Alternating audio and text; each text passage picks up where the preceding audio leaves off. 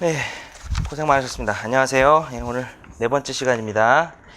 문제 3번을 어제 범위까지 좀 풀었는데 많이 좀 이제 본격적인 문제가 오늘부터 나가기 시작하는 거고 내일 문제 해가지고 그동안 혹시 좀 적응을 못하고 복습하면서 어려움을 느끼셨던 분들도 너무 걱정하지 않으셔도 돼요. 희소식이 있는데 그간은 에이스가 아니었습니다. 그래서 그냥 나중에 보세요. 학교 가서 보셔도 되고요. 어제 수업한 그 대리권 남용 부분부터 해가지고 오늘 해서 내일까지 수업하는 부분이 에이스예요. 그래서 거기만 좀 보시고 기쁘죠? 근데 기쁜 표정들이 아닌데 열심히 해서 하셔서 그런가? 그래서 오늘은 지금 이제 3번 풀 차례죠. 자, 한번 문제풀이 시간이니까 한번 보겠습니다. 사례 3번. A가 자기 소유 X 부동산, A 동그라미 X 부동산 밑줄, 매도 B 동그라미 대리권을 수여.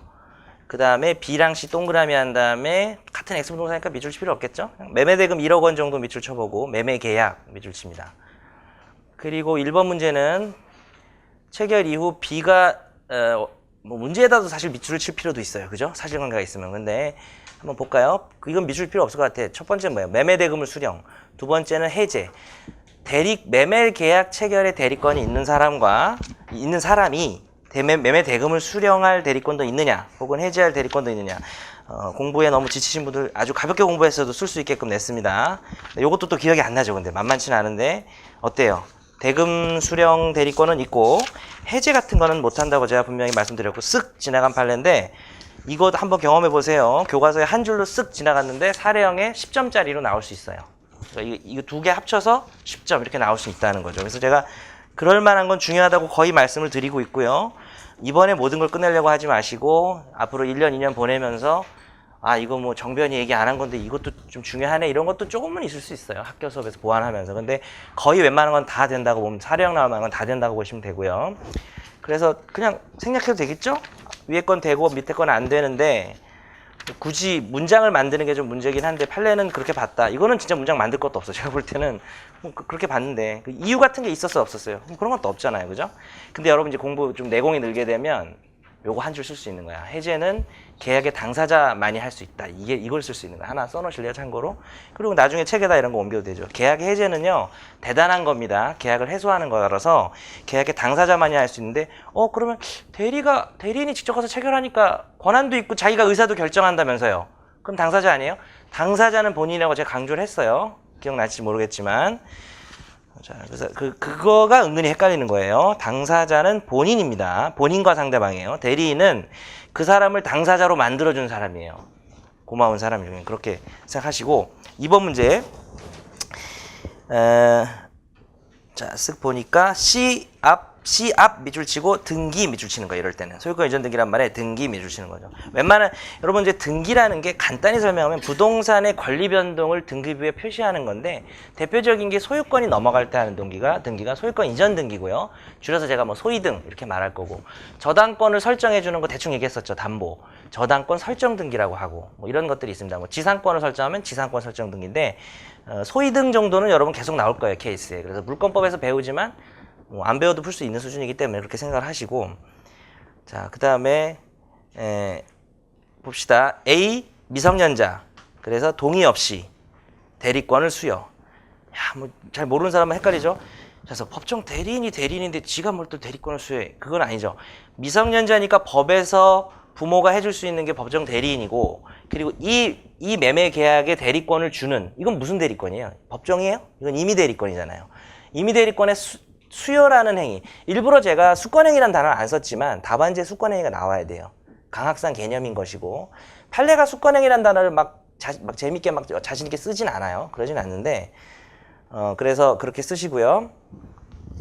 대리권을 그러니까 동의 없이 대리권 수여 밑줄 쳤죠. 그래서 대리권 수여 행위를 취소. 이것도 나중에 이제 한 3년이란다. 문법 한 1, 2회독 해도 매매계약 취소, 임대차 계약 취소 이런 거는 잘 기억이 나지만 대리권 수여 취소? 이건 뭐지? 좀 낯설 수 있는 부분이에요. 1회독 한 사람도 3학년도 야 대리권 수여 행위를 취소하면 어떻게 지금 약간 이렇게 갸우뚱할 수 있는 거예요. 여러분 한번 봐두시고 뭐 그렇게 완전 특 A급이라고는 안 했습니다. 그래서 대리권 수여 행위도 왜 취소할 수 있죠?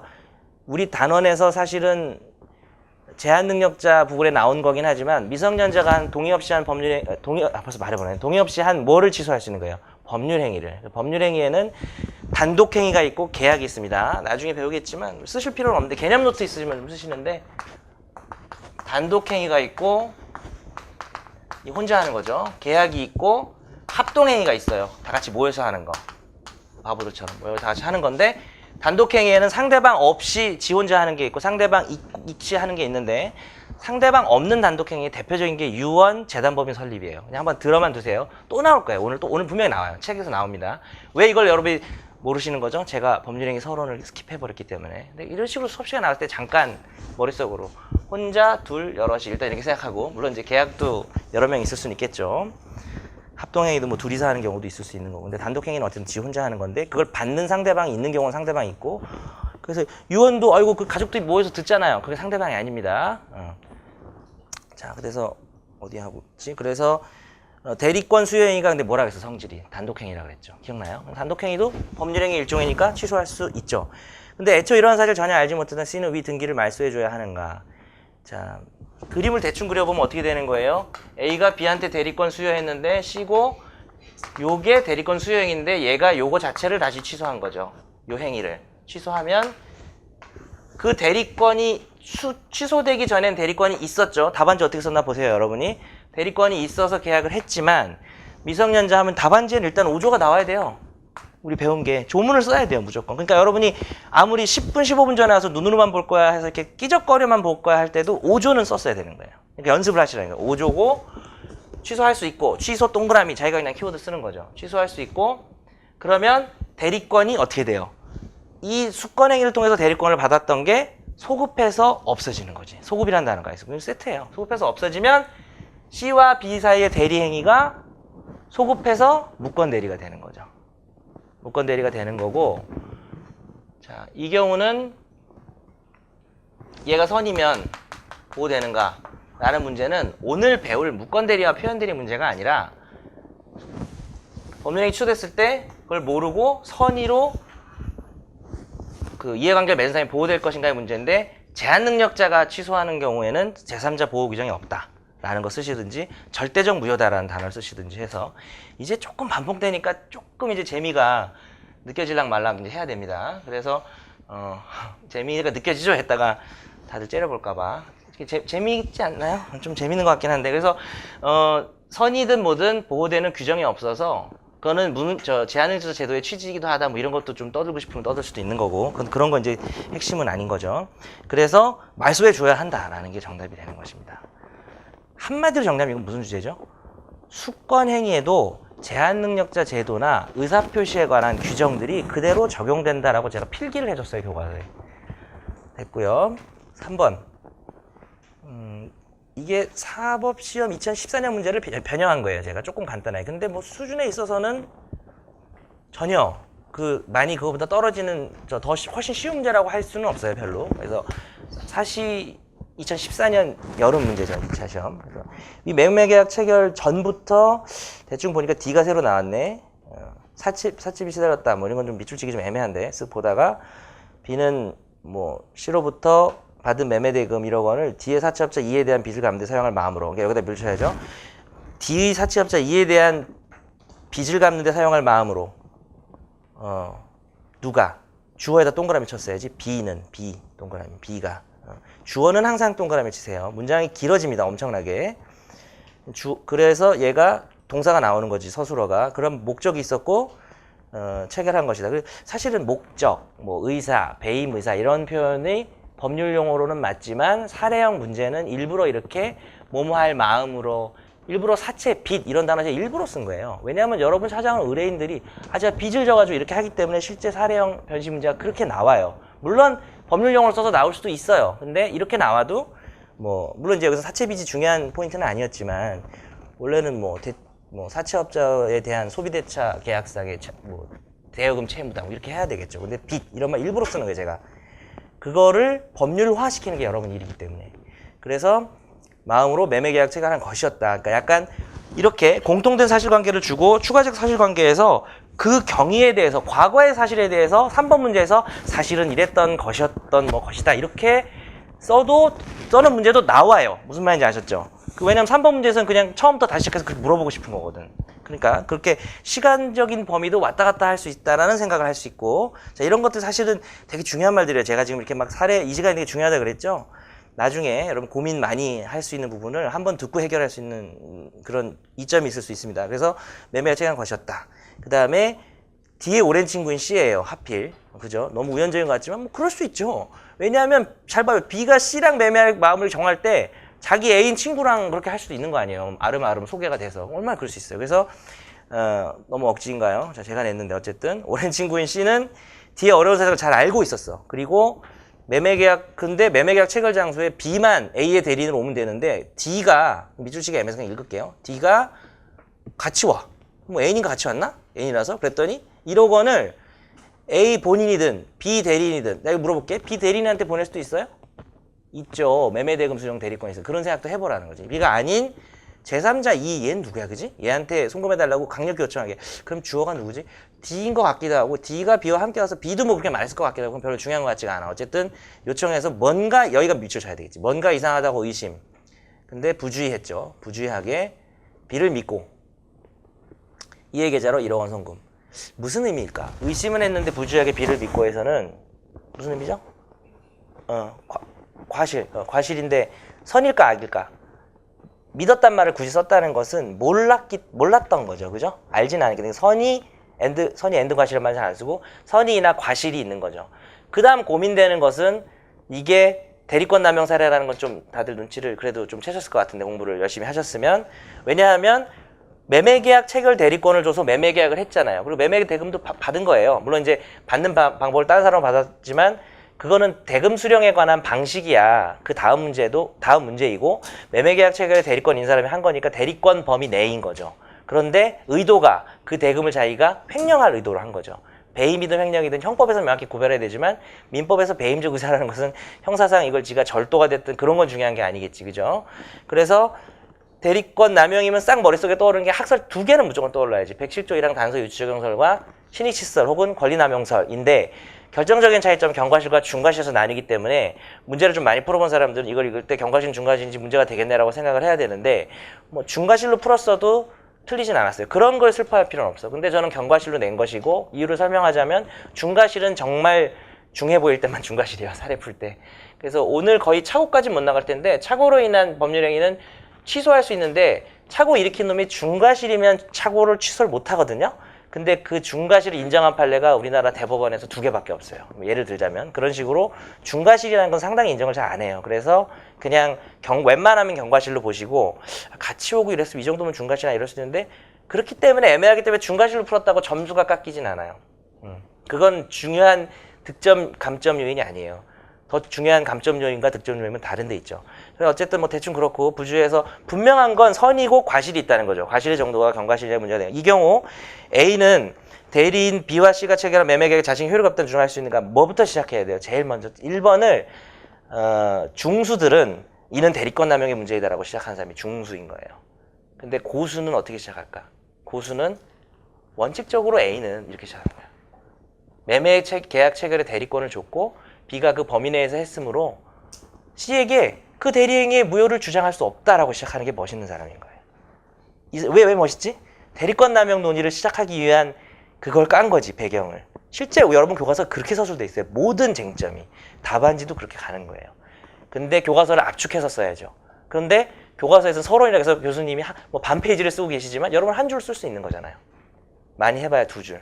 그렇게 쓴 사람 멋있는 사람이에요. 그래서 그러나 다만 이 경우 이처럼 대리인이 사안처럼 대리인 B가 대리권 범위 내에서 했지만 자기 또는 제3자의 이익을 위하여, 그러니까 저도 일부러 책 안 보고 하는 거예요. 왜냐면 저도 한 글자 안 틀리게 외울 수는 없잖아요, 책을. 그러니까 근데 대충 통하잖아, 우리는. 대충 책을 알고 각자 표현은 조금씩 다른 거지. 그래서 자기 또는 제3자의 이익을 위하여 대리행위를 한 경우 과연 그 행위 효력을 본인에게 기속시킬 것인가의 문제가 대리권 남용의 문제이다, 이렇게 들어가는 겁니다. 이에 관해서 학설 판례가 이렇게 대립돼 있다. 학설은 소개하시고 3개 정도 쓰면 무난하고 2개 써도 뭐 큰 상관은 없고, 세 번째 학설 대리권 부인설에 대해서는 다른 거 말고 그냥 대리권에 내재적 한계가 있어도 대리권 자체를 이런 경우 그 상대방이 뭐 악이나 정당한 이유 없이 몰랐던 경우 부인한다는데 그걸 취하는 교수님들 사이에서도 악이냐 과실이냐 정당한 이유냐 표현식이 조금씩 달라서 그렇게 자세히 쓸 필요는 없어요. 근데 정확히 써야 되는 것은 107조 1항 단서 유추적용설은 상대방이 알았거나 알 수 있었을 경우라고 쓰든 악이나 과실이 있었던 경우라고 쓰든 그 경우에는 대리 행위의 효력을 본인에게 미치지 않도록 해야 한다는 견해인 거예요. 미치지 않도록. 거기서 무건대리 이런 거 쓰시면 마세요. 대리권 남용에서. 근데 참 그거지. 세 번째 학설. 대리권 부인설에서는 무건대리가 나올 수 있는 거죠. 근데 그 학설은 뭐 대충 쓰시고 이설 이제 가서 신의칙설은 뭡니까? 상대방이 이거에 대해서 알았거나 중대한 과실로 알지 못하는 경우. 가끔 여러분 또 초심자니까 그렇게 쓸 수가 있어요. 알았거나 중대한 과실로 안 경우 뭐 이렇게 쓰는 사람이 있어요. 안 되지. 알았거나 몰랐는데 왜 몰랐어? 이런 거지. 왜 몰랐어? 경과실이잖아. 중과실이잖아. 이렇게 되는 거지. 그래서 중대한 과실로 알지 못한 경우에 하는 학설이다. 굳이 잘난 체를 하고 싶으면 한 줄 정도 더해서 1설은 본인을 더 보호하고 2설은 상대방을 더 보호하는 견해이다. 뭐 한 줄 써도 되고 그것까지 쓰면은 조금 잘난 체해서 기분 나쁠 수도 있고 채점하다가 어쨌든 뭐 시간 없는데 뭐 이런 거 같이 써 이러면서 그렇게 가고 판례를 소개해야지. 판례는 제가 밑줄 쳤던 건지 이건 나도 좀 보면서 할까? 증권거래법 관련 판례가 있었죠 아마? 몇 페이지입니까? 네? 300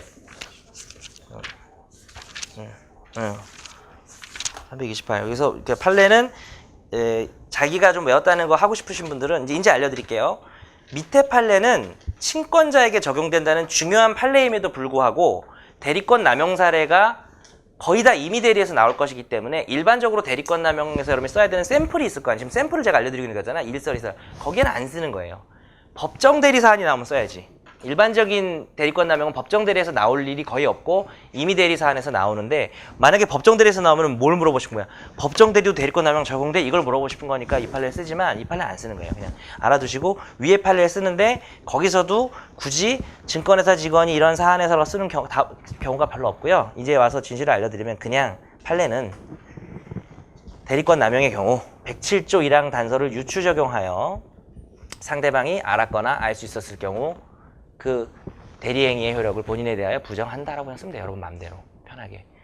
제가 지금 읽은 게 뭐죠? 그냥 107조 1항 단서 유추 적용설이에요. 그냥 그렇게 쓰면 돼요. 말씀드렸습니다. 그래서 제가 경우에 따라서는 여기는 이런 사안이라는 걸 좀 써주세요라고 하는 데가 있고 그건 필요 없습니다. 여기서 증권회사까지 기억해서 쓰면 뭐 더 좋은 거지. 그거는 뭐 짱인 건데 그럴 필요가 없어요. 점수 차이가 없다고 봐야 될 것 같습니다. 거기서는 그냥 107조 1항 단서 유추 적용설이다 이렇게 하는 것이고 네 됐습니다. 그래서 여기까지 풀었고 단문은 7시는 갔어. 단문 3번은 부동산 이중매매에서 제2매매의 효력이라고 한다면 원칙적으로 제2매수인이 선의나 악의인 것을 불문하고 제2매매는 유효하다고 할 것이나 그 앞에 하나가 뭐 봐야지? 자유경쟁의 원리상 할 것이나 제2매수인이 매도인의 배임 행위에 적극적으로 권유를 하는 등 적극 가담한 경우에 통설과 판례는 제2매매의 효력을 제2매매를 뭐라고 써야 돼? 거기 꼭 뭐가 들어가야 돼? 제103조 위반으로 무효라고 본다. 그거 썼나 생각해 보자는 거지. 103조라는 거. 103조에서 이중매매 배웠으면 103조를 써야죠. 이런 게 진짜 트레이닝입니다. 자, 그 다음에 왜냐하면 이게 좀 신개념인 게 자꾸 잘난 체해서 잘난 체가 아니고 뭐 강의에 대한 뭐 강의 좋다는 얘기니까 이 트레이닝을 마지막에 해야 된다고 생각하는 게 나는 그게 가장 큰 오해인 것 같아. 로스쿨생들의. 뭐 옛날 같은 경우 뭐 사시 수험생들도 마찬가지고. 지금 하면 책이 훨씬 잘 읽혀요. 뭘 해야 되는지 알면 책을 읽는 속도가 2배가 될 수도 있고요. 이걸 낑낑대고 여러분 혼자 읽어봐. 어디까지 외워야 되고 써보니까 꼭 외웠어야 되는 부분이 뭔지 좀 드러날 거란 말이죠. 그리고 읽다가 잠깐 잘못 읽은 분이 뭔지에 대한 지금 이 트레이닝을 지금 해야 돼요. 지금 해야 되고 1학년 때 해야 되는 건데 여러분은 좀 더 일찍 지금 하는 것이죠. 자, 2번 문제. 갑이 을 은행으로부터 대출 받을 때 형식적으로 병 딱 쳐야지, 그지? 그 다음에 을 은행 역시 모두 양해 이렇게 해야 되죠. 문제에서 을 은행 역시 이러한 사정을 모두 알고 있었다. 알고 양해란 말이 참 좋은 말이에요. 양해가 나와야 되는데 양해란다는 거 단어랑 알았다는 말이랑 어떻게 다를까? 아는 거는 지가 혼자 아는 걸 수도 있겠죠. 쟤네 저러네 이럴 수도 있겠죠. 그죠? 그렇게 되면 또 다른 법리가 될 수도 있는 거예요. 근데 양해는 뭐예요? 아 그래 오케이 이런 거거든요. 근데 승낙이라고 말하기는 조금 이상해. 쟤네 둘이 뭐 명의자를 바꾸는데 뭐 은행 입장에서 돈 빌려주는 걸 승낙해. 그래서 양해란 단어가 가장 좋아요. 그래서 양해란 단어가 혹시 바뀌더라도 이런 의미라면 은행도 알고 아 너희가 그래서 그렇게 한다고 오케이 그럼 그렇게 하지 뭐 라는 거를 표현하는 다른 어떤 표현이 나와도 되는데 아마 99% 양해란 단어를 쓸 것이다. 이런 문제에서는. 대출계약의 당사자는 누구죠? 뭘 써야 돼요? 자연적 해석을 써야 되는 거죠. 그 토지 불화 사건을 또 써도 되고 그래서 해서 이렇게 가고 그래서 자연적 해석에 의해서 갑도 병을 당사자로 생각했고 을도 병을 당사자로 생각했으므로 매매계약의 당사자는 병이다라고만 쓰지 마시고 매매계약의 당사자는 두 마리죠. 두 명이니까 병과 을 은행이다 이렇게 쓰셔야죠. 답은 뭐 이때 대출계약의 차용자는 누구인가 라고 물어보면 병이라고 쓰지만 계약의 당사자 실제 변시 이렇게 나와요. 계약의 당사자는 누구인가 이렇게 나와요. 그러니까 그러면 병인지 갑인지 고르는 게 가장 중요한데 가장 정확한 답은 병과 을 은행이다 라는 거죠. 그런 거 을 은행 안 써가지고 좋은 인상 못 주면 얼마나 억울해. 을 은행은 문제도 안 되는 거 아니에요. 여기서는 갑인지 병인지 문제 되는 건데 일단 그렇게 되고 2번 병명의 대출 약정의 효력은 사실은 내가 뭐라 그랬죠? 대출계약 당사자가 아이고 죄송합니다. 답을 약간 여러분 분위기가 이상했어, 그지? 예. 뭐 그런 날도 있는 거지. 그러니까 뭔가 이게 호흡이 있다, 진짜 하는데 뭔가 이렇게 막 약간 뭔가 얘기하고 싶어가지고 다들 자존심 상해서 얘기 안 하고요. 넘어가겠습니다. 그러면 안 되겠지? 갑이죠, 갑. 갑이 실질적 주체무자고 병을 형식적으로 내세울 뿐이고 을도 양해했기 때문에 자연적 해석에 의해서 갑도 지라고 생각했고 을 은행도 갑이라고 생각했기 때문에 계약의 당사자는 갑과 을 은행입니다. 미안합니다. 예. 그러니까 이번 문제가 안 풀리지. 그렇게 쓰고 나니까 내가 이번 문제 풀려고 하니까 그렇게 되죠. 그래서 매매 계약 그런데 멋지게 답안했으면 이런 거 뭐 매매 계약 기재에도 불구하고 이런 말씀 멋있지 않겠어요? 그냥 그죠? 기재가 병인데도 불구하고 저 이거 공부할 때 되게 충격적이었어요, 교수님. 이런 느낌으로 뭐 얘기가 나와서 말인데 그런 말 절대 쓰지 마요. 교수님 뭐 죄송합니다 이런 거 쓰지 마요. 로스쿨에서도 쓰지 마요. 그러니까 변시에서는 안 쓸 거고 당연히. 교수님 제가 이 부분이 뭐 이렇게 쓰지 말라고 그건 정말 싫어요 교수님들. 뭘 갑자기 개인적인 대화를 하고 있어. 채팅을 하고 있어 거기서. 답안만 딱 써야지 뭐 유유 이런 거 하지 마요. 모른다고. 지금 여러분 저 법대생이 아니에요. 대학생이 아니잖아 지금. 전문 대학원생인데. 자, 그 다음에 2번은 병명의의 대출약정의 효력은 그러니까 1번에서 보다시피 계약의 당사자는 갑과 을은행이니까 병은 계약의 당사자도 아닌데 굳이 문제에서 병명의 대출 계약의 효력을 물어보면 당사자도 아니니까 사실은 효력을 논하는 것이 약간 이상하다. 그런데 분명히 이렇게 물어볼 수 있다. 이유는 뭐죠? 우리의 모든 기준은 판례이기 때문에 판례가 그렇게 봤기 때문에 통정어의 표시다. 108조 무효다. 굳이 쓴다면은 병과 을은행 사이에 있었던 그 대출 계약은 그 허위로 만든 것이기 때문에 뭐 이렇게 쓰는 거예요. 오늘 배울 통정의 표시 요건 좀 쓰면 돼요. 한두 줄 쓰면 됩니다. 3번 921조 이해상반행의 여부에 관한 판례의 태도는 어제 드린 프린트에서 쓰는 게 좋겠죠. 이해상반행의 여부 판단에 대한 그 판례의 태도를 그러니까 한두 줄 쓰라니까 짧게 이거는 제가 뭐 그 문제 의식을 제가 전달을 잘 못했으면 그건 뭐 제 잘못이고 그런 건 신경 쓰지 마시고 두 줄 쓰라는 얘기였는데 형식적 판단설이라는 거지. 실질적 판단설이 아니라는 거고 형식적 판단설의 내용은 뭐 어떻게 줄이면 될까? 여기 쓱 보는 경우에 행위의 객관적 성질을 보고 친권자와 자 사이에 혹은 뭐 더 쓰고 싶으면 그 수인의 자 사이에 이해 대립이 생길 우려가 있는지를 객관적 성질을 본다라고 하는 것이죠. 그렇게 가는 것이고 더 쓰려면 어떻게 쓰면 돼요? 친권자 의도 실제 이해 대립 결과는 묻지 않는다. 이걸 쓰셔야 돼요. 여러분 뭘 외워야 되는지 알겠죠? 제가 굳이 저 이거 별로 안 나눠주려고 그래요. 이건 여러분이 입문자라서 그런 게 아니라 제 학생들도 김준호 교수 교과서 교재할 때 별로 많이 안 나눠줘요. 왜냐하면 웬만하면 교과서 다 있어요. 근데 이걸 굳이 나눴다는 건 둘 중에 하나야. 여기 엄청난 키워드가 있거나 아니면 여기 내용을 봐야 판례가 이해가 되기 때문에 하기 때문에 이거 키워드 엄청난 게 있었던 거예요, 사실은. 이거 쓸 수 있었냐고 여러분. 교과서만 봐서는 못 쓰지. 왜냐하면 근데 교수님 뭐라고 할 수는 없지. 가족법 내용이니까 사실은. 네. 실제 이해 대립 생길 우려라는 표현이 여러분 어떤 의미예요? 우려. 우려라는 거는 이미 생겼냐 안 생겼냐를 보는 게 아니라 객관적 성질상 그런 성질이 있냐라는 그런 의미일 거 아니에요. 그런 단어 쓰시고요. 됐습니다. 그냥 그 정도 쓰시면 돼요.